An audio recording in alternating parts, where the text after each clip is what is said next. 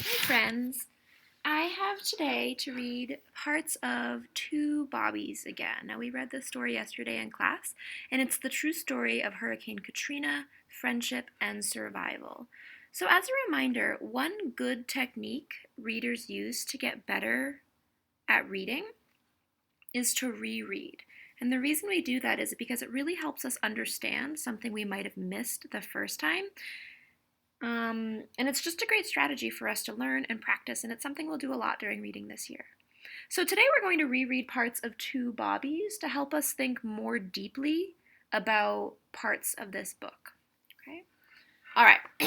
I'm not going to read the whole book because it is kind of long. I'm going to skip around to a few parts. So, first, this section here. The page that always makes me cry. I'll do my best not to. I'm going to reread this story, and then I have some questions for you after. Winds roared to 110 miles an hour. Rain pounded hard and fast. Strong winds pushed walls of water from the Gulf of Mexico into Lake Pontchartrain. Some of the levees holding back the lake gave way.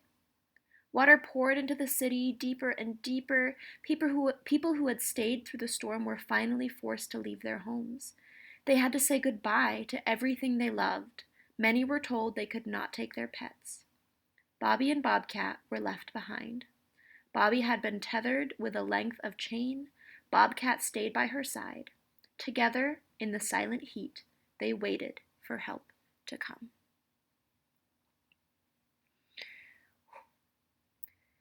How do you imagine Bobbie and Bobcat's owners felt when they had to leave their pets?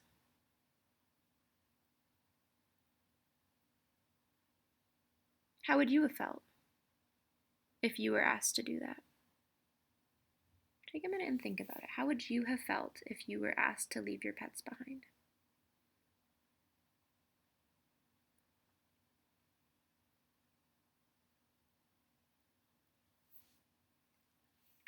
It would be pretty devastating for me. I don't know if I could do it. It would be really, really hard. But in disaster situations, sometimes you don't have a choice. This illustration is really special because there are a lot of clues in it that tell us how Bobbie and Bobcat's owners felt. Take a look at the illustration. What do you notice? And what do you think it means?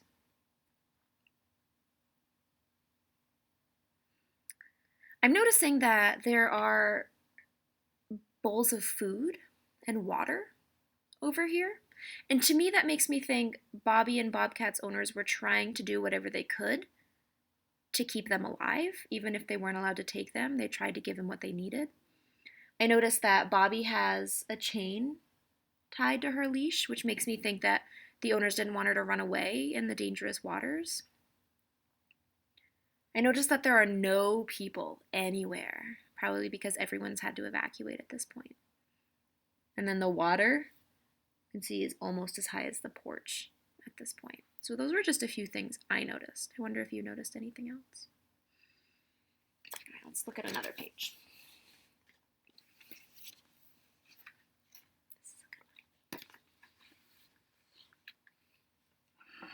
One day in January, 4 long months later, Bobbie and Bobcat strayed onto a job site. A construction crew hammered and sawed, fixing a motel damaged by the hurricane. A worker's dog rushed over to play with Bobbie. The dog's owner, Rich, noticed Bobcat too. He saw how thin the two strays were and began feeding them. He trimmed Bobbie's chain, leaving enough to jingle on the ground because Bobcat liked to follow it. But every time Rich tried to touch Bobcat, Bobbie growled.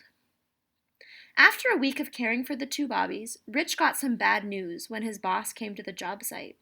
He had given permission for one dog, but not two dogs and a cat. He said Bobbie and Bobcat had to go. Why do you think Rich decides to feed Bobbie and Bobcat? Why would he choose to do that? What does that say about Rich? What would you have done if you were Rich and you saw these two strays come along? Something you might have done. Take a minute and think about it.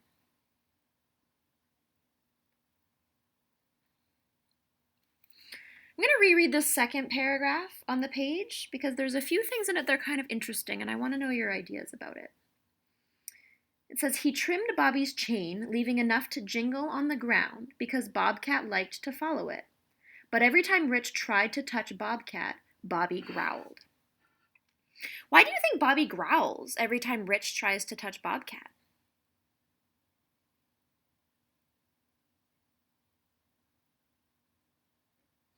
Maybe he's trying to protect her?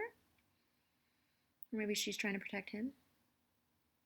And why do you think Bobcat likes to follow the sound of Bobby's chain? Why might she like to do that? Think about what Bobcat isn't able to do. Like see. So why might being able to follow the chain's jingle be helpful for her?